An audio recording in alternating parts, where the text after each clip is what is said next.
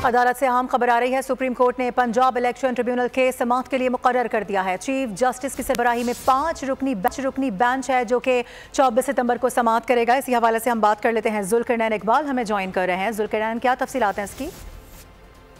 Chief justice की सरबराही में ये 5 रुकनी बेंच है, जिसमें justice Aminuddin Khan, justice Jamal Mandokhel, justice Shakeel Abbasi भी इस बेंच का हिस्सा है और जस्टिस नईम मुख्तार फरगान भी 5 रुकनी बेंच में शामिल हैं।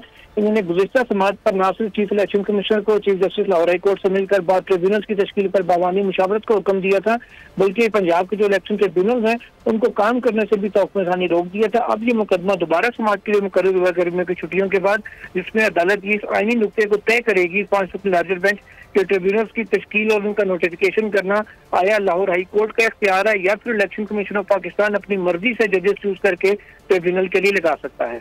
ठीक है, बहुत शुक्रिया आपका जुल्करनैन। सब्सक्राइब करें और बेल दबाएं ताकि कोई खबर रह न जाए।